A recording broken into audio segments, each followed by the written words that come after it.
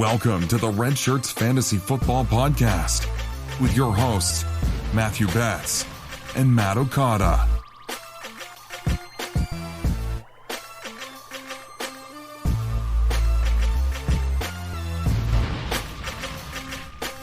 And welcome into another injury recap episode of the Redshirts Fantasy Football Podcast. Matthew Betts here to break down the Week 13 injuries and get you ready for Week 14 and beyond with the fantasy football playoffs just coming around the corner. Man, the season is flying, but it's time to get ready for the playoffs here at Redshirts FF Pod. Okada and I are working to get you guys ready to set those lineups and win. If you're new to the show, first off, thank you for checking us out. If you have been a loyal listener, again, thanks so much for following us and really giving us a platform to give you this information. It's awesome for Okada and myself. So the plan for tonight, if you're new to the show, is every week I sit down on Monday evenings, I recap the injuries from Week 13, and kind of look forward to the next week here. So we're gonna go position by position: quarterback, running back, receiver, tight end, and then at the end of the show, I will break down some, injuries that either happened previously in the week or talk about players that could be coming back at a different point in time. So not just Week 13, we're going to talk about different players. For example, T.Y. Hilton, not injured in Week 13, but definitely relevant this time of year. So that is the breakdown for the show. If you like what you're hearing, please leave us a rating and review on your podcast app. That would be greatly appreciated. It would be awesome. Helps other people find our work, find our content, and find our show. You can find us online at redshirtsfantasyfootball.com. The Twitter handle is at redshirtsffpod. All right, everyone, let's get into the breakdown here. We'll start with the quarterback position, and we'll talk about Sam Darnold first. It's really minor, but I just want to bring it up because I think he will show up on the injury report this week. He is dealing with bruised ribs at this point in time. Now, the performance yesterday was something, was not good, and maybe we can point to a little bit of injury here to talk about this, but the injury to the ribs is always a pain management issue. So for a quarterback, you don't think about these QBs taking a lot of hits to that area, but certainly on sacks they do. Any rushing quarterback does. But the other thing is, the ribs are a location where there's a lot of muscle attachments. You've got your obliques, you've got your abdominals, your chest muscles, etc. They all attach on the ribs, and so anytime you have to step into a throw and rotate with your core, you are stressing these muscles, and therefore you're stressing your ribs. So it is something to monitor. It could affect accuracy issues moving forward. If it's pretty minor, it could be a 1 to 2 week thing, and not really a big deal. But again, he will pop up on the injury report this week, so monitor that. The other thing here is Adam Gase coming out saying, there's also this minor knee issue that has been plaguing Darnold for several weeks. Now, he's had 3 straight top 10 finishes in fantasy 3 weeks in a row, so it doesn't seem like this is a major issue at all. But again, keep an eye on the practice reports. Darnold is going to show up with either a knee or a rib injury and or both. I don't think he misses any time, but again, it could affect his performance. Next QB to talk about here is Baker Mayfield. This is really simple to talk about. Right hand contusion. He's day-to-day. So basically what you're looking at is, he stepped into a throw, and on that deep bomb to Odell, which was incomplete, he stepped into it, and in his follow-through, hit a Steelers defensive lineman on the helmet. And you could see him immediately grab for that thumb area, for the wrist. And essentially that, is a concern because it can cause a ligament injury, which is how Drew Brees injured his thumb. However, x-rays were negative, meaning no broken bones, no fractures. But definitely waking up this morning and, for the early part of the week, we'll have soreness, swelling, pain, etc. I don't think he misses time. I mean, he came back into the game and finished strong. You did see him play with a glove, on his right hand in the game, which helps with grip, ball security, etc. So I would not be shocked to see him do that again this week in order to help him with some stability and with some strength. But I don't think he misses time. You can consider this a bruise on the wrist. Next player to talk about here, Darrel Williams. Now, this is one that I am perplexed at how people are calling this a hamstring strain. I mean, if you saw the play, which I'm going to screen share with you guys here in a second, if you saw the play, it was kind of brutal, man. Like, takes the carry to the left side of the line, sticks his left foot in the ground to cut. You can see his knee buckle 90 degrees to the left, buckles laterally, which we call a varus force. Essentially, can be a mechanism for an ACL injury. It can be a mechanism for an LCL injury, which is your lateral collateral ligament. I'm just seeing hamstring everywhere listed. I don't see how that's possible, and I'm going to show you what I mean here in 1 second. So I'm going to pull up screen share real quick. I will share the screen with you. Watch the video with me. If you're queasy, don't watch. Let's pull it up here. And so this is what we're looking at. You're looking at this play right here. You can see he takes the carry, goes to the left, and on this step, back it up a little bit, on this step comes forward, plants his left leg down. You can see his left knee buckle to the side. That is not a hamstring strain. So, maybe his hamstring got tweaked in the process, but the issue here is, that's a major knee injury and clearly is not going to be just a week or two. That is going to be, it could be season ending for Williams there for the backfield in Kansas City. So that's going to be something to monitor. You're seeing hamstring out there in the news. Possibly the reason is when you have a lateral knee injury and it's a ligament injury, basically what can happen is you can have an injury, what's called a posterior lateral corner. And basically in layman's terms, that means the back of the knee and the outside. You have a complex, group of ligaments that sit there, and they basically help to provide stability to the knee for cutting movements, and it mimics a hamstring strain because of the location of where pain is felt. So maybe they're just calling this a hamstring right away because that's the location of where his pain is. But man, that video is so obvious. Like, that is a ligament injury through and through. And when you see news come out that he could land on IR or be done for the year, don't be shocked, because that is definitely within the realm of possibility, which is big time news given that Damian Williams missed this week's game with a rib injury. So 2 running backs on the roster now. Hurts won't play in week 14 for Darrel Williams. Damian Williams has a chance to come back. But if he does sit, LaShawn McCoy and Darwin Thompson are the only 2 backs on the roster. So something to monitor there for sure if you are a running back needy team here in week 14. Next running back to talk about, Kalen Ballage. Man, not fantasy relevant by any means, but he did have an injury yesterday, and so we will talk about it. The guy finished with 0 yards on 3 carries, but did injure his Achilles is what it looked like to me on the injury. Now, the team has not come out with any formal news as to if that is what's going on, but it looked like an Achilles injury to me. Certainly that could be a career, a threat to his career for sure, because we see players with Achilles injuries suffer all the time in future seasons to come back. And we're seeing players do better with it for sure. Emmanuel Sanders is a great example. But in running backs, man, that is a very, very difficult injury to come back from. You're talking about a guy who, isn't really showing us much in terms of his NFL talent. That matters. When you look at draft capital, you look at opportunity with these major Achilles injuries, that matters in their performance long term. So if that is what's going on here with Ballage, certainly, obviously, he's done for the year. But more importantly, man, if you're talking about dynasty or if you're talking about looking forward to 2020 and beyond, it definitely will negatively affect his career, unfortunately. Next player to talk about here, we're going to get into the wide receiver position. And we'll keep it short with this one. It's Amari Cooper. He played on Thanksgiving and suffered a left quad contusion. You could see the defender come in, hit him directly with the helmet at the very top of the knee, right above the kneecap, kind of at the bottom part of his quad, where that big muscle that sits in the front of your thigh. Not much to say. I mean, he's now going to have a full week to recover. They play on Thursday, but this is not a short week. Again, they played on Thanksgiving, so he has that full 7 days to get back on the field, and certainly that helps the timeline with healing. Essentially what a bruise is in a muscle is a small formation of blood, and if it's a very minor concern, it takes a few days and it kind of works itself out. These kind of more intense bruises or contusions that you'll see in muscles can take about 2 to 3 weeks. So regardless, Cooper is going to play this week. There's no concern about that for me. He is going to play because we know the fact that he was a full participant today in practice. So good news there for Amari Cooper. If you're worried about any sort of performance issues, I would not be. He's going to get a full green light from me as far as confidence in his play on Thursday. He goes up against the Bears. Next wide receiver to talk about, Chester Rogers.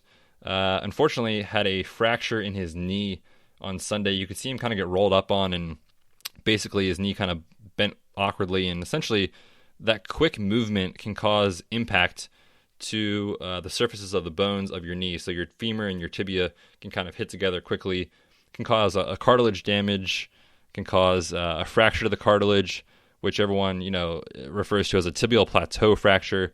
This is what we saw with guys like J.J. Watt in previous seasons. This is what we saw most recently with Hunter Henry at the start of the season. And it doesn't always mean his season's over, but certainly at this point in the season, entering week 14 with only a few weeks left, he's not really going to be relevant at all again for the Colts. So for all intents and purposes, he is going to be done for the year. And honestly, by the time this recording comes out in podcast form, he could very well be on IR already. So Trusty Rogers essentially done for the year.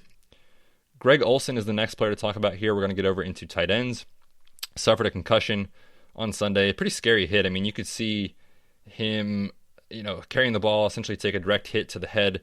And what we see with that, when these guys have these scary hits, is it can lead to what we call posturing, which is essentially that scary scene. The player gets hit, they kind of just go limp, and essentially they drop the ball and lose consciousness, essentially, for a period of time.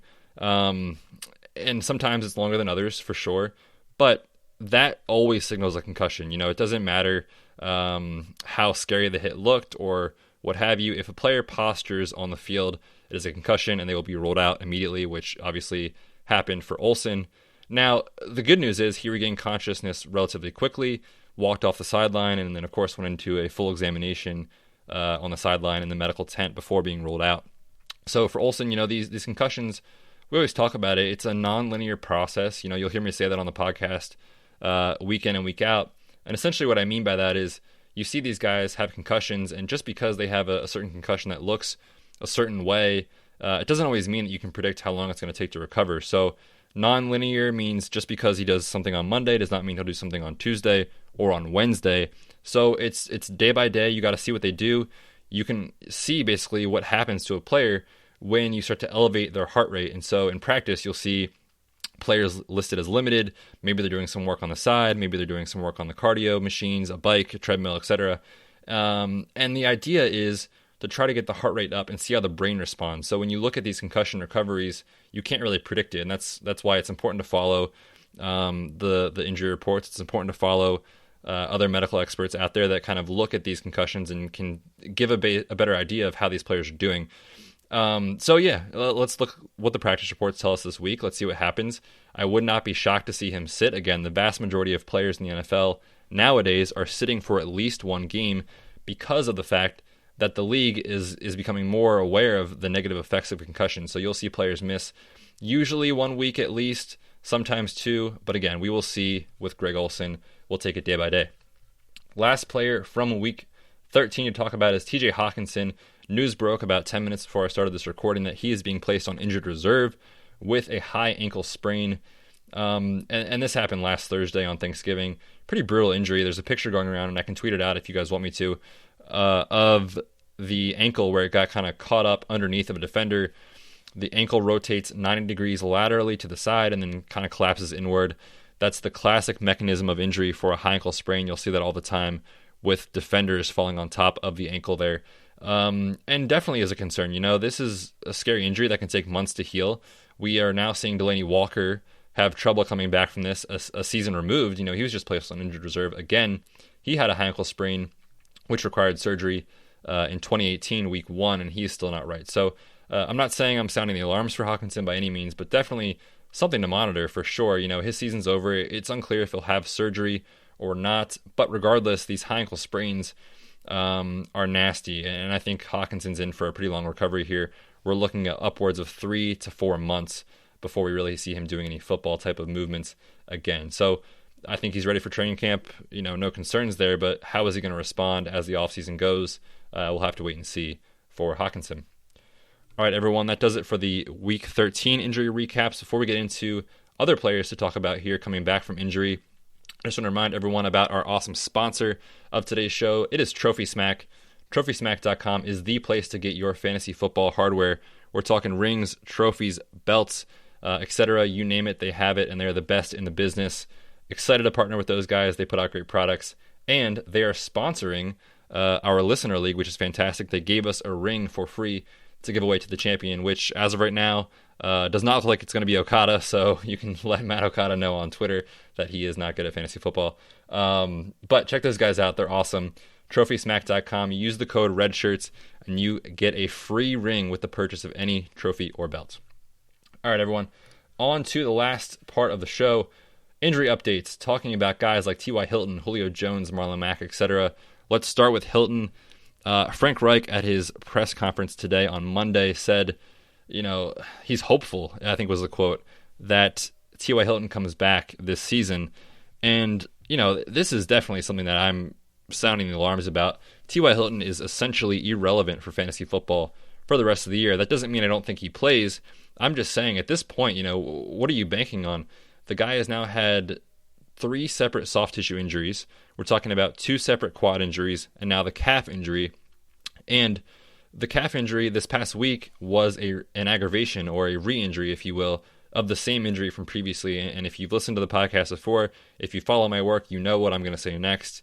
It is that a re-injury of a soft tissue strain always requires a longer return to play. So for T.Y. Hilton, let's say this was a grade 1 or a grade 2, you're thinking, okay, great, 2 to 3 weeks, he's back out there. He plays 2 weeks ago. That was about 2 weeks out from injury. And here we are again, he re-aggravates it. So it's week 14. If you're telling me it's going to be another 3 weeks before we even consider seeing Hilton on the field, we're going to be close to week 16, week 17. And at that point, fantasy football is over. So honestly, I would not hesitate if I were the T.Y. Hilton owner.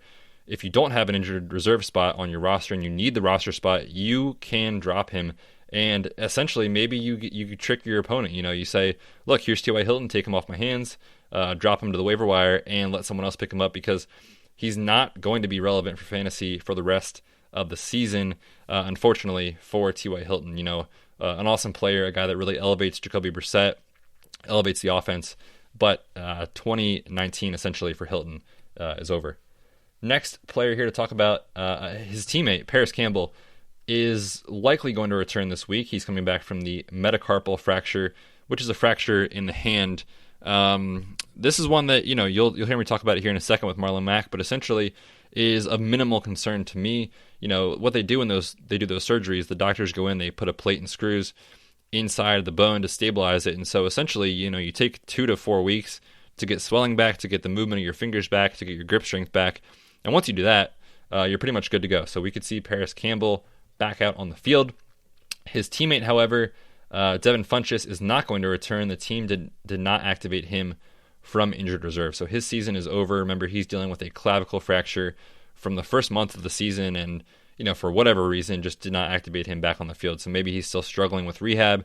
Maybe he isn't really going, it's not going the way they thought it would. Regardless, you're not going to see him on the field at all this season. So the Colts players, man, that receiving core is really struggling. Of course, Eric Ebron also on injured reserve. The next Colt to talk about, Marlon Mack, also dealing with a fractured metacarpal, but good news for him is that he was seen this past week doing some individual drills on the sidelines, which was the first time the media has actually seen Mack. So that's great news. He's going to finally get back on the field. I think he will be back for week 14. If not week 14, definitely week 15. And this is a situation where there's pretty minimal concerns for him. The only question mark is how much pain is he going to play through, because at this point, if he takes a direct contact to that bone that's still healing, while it's not scary because it's not going to cause refracture, it could cause an increase in pain and soreness. So maybe normally if he holds onto a ball, maybe he fumbles at this time. That's the only thing that I could say would really be a concern. But listen, it's a top 5 offensive line. We know the running back there gets a ton of work. And so if it's Marlon Mack and you've got him, I am definitely going to be starting him because of the fact that there is a low risk of re-injury, and because of the fact that, these hand injuries, you'll hear me say with like a soft tissue injury of the calf or the hamstring or a knee scope, whatever it is, if it's a lower body injury, you always have to allow 2 to 3 weeks for acclimation back into football. These guys don't just pop up in football shape out of nowhere. With a hand injury, you can still be on the bike, you can still be running, routes, etc., doing some lower body strengthening. So I am more confident playing Mack in his first week back out on the field than I am for someone else coming off of a knee scope, for example. Last player here, Julio Jones, obviously did not play in week 13. Again, that Thanksgiving game, he basically was a game time decision, worked out pregame and just didn't feel right. Reportedly was still having pain trying to catch footballs overhead which is not surprising. With an AC joint injury, it's essentially an injury to ligaments that connect your shoulder blade to your clavicle or your collarbone. And so overhead, that's when that joint is really important for stability. So an injury to the ligament definitely causes pain overhead, no doubt about it. And for Julio Jones, playing just 4 days after injury, honestly was pretty unrealistic. So no surprise that he sat in that game, but Julio is a gamer. I think he does play this week. I do suspect he'll play with an injection into the joint, and essentially that injection can help with pain control. So, not going to fix the injury, but definitely could allow him to be more effective moving forward. So Julio, certainly questionable. We'll see what happens in practice. Again, don't be shocked to see him on the injury report, but I do think he has a good chance to play here in Week 14. All right, everyone, that does it for this week's injury recap episode. If you like what you're hearing, please drop us a rating and review on your podcast app. It helps us out more than you know. And if you want more Redshirts content, head on over to redshirtsfantasyfootball.com. Twitter accounts are at TheFantasyPT, at Matt Okada, at RedshirtsFFPod. We are back on Wednesday to record. And man, it's our 100th episode on Wednesday, so I hope you guys are back to join us. Okada and I will definitely have something fun planned for you all. I'm not sure if we'll do a live stream yet, but if we do, again, look for us on Twitter. We will put that out there and let you know.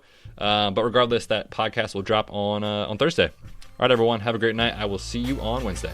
Until then, we are the Red Shirts. Thanks for tuning in to this episode of the Red Shirts Fantasy Football Podcast. Hit us up on Twitter at RedshirtsFFPod and check out our website, redshirtsfantasyfootball.com.